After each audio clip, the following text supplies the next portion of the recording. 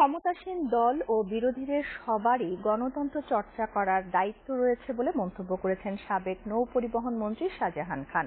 সকালে centre for governance studies আয়োজিত বিচার বহির্ভূত হত্যাকাণ্ড, বেহাল গণতন্ত্র, প্রশ্নবিদ্ধ আইনের শাসন শীর্ষক একটি ওয়েবিনারে এই কথা বলেন তিনি। সভাপতিত্ব করেন সিজিএস এর চেয়ারম্যান ডক্টর মঞ্জুর আহমেদ চৌধুরী। বিচার বহির্ভূত হত্যাকাণ্ড সহ মানবাধিকার লঙ্ঘনের কারণে বাংলাদেশ বহু বছর ধরে সমালোচিত হয়ে আসছে। 2019 থেকে 2021 সাল পর্যন্ত 592 জনের বহির্ভূত হত্যার ঘটনা ঘটেছে।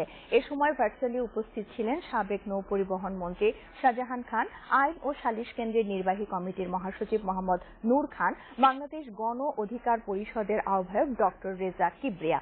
শাহজাহান খান বলেন, 2015 সালে অগ্নিসংযোগে পুলিশ গুরুত্বপূর্ণ ভূমিকা পালন করেছে।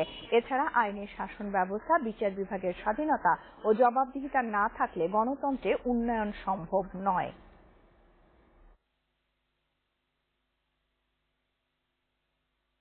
প্রথম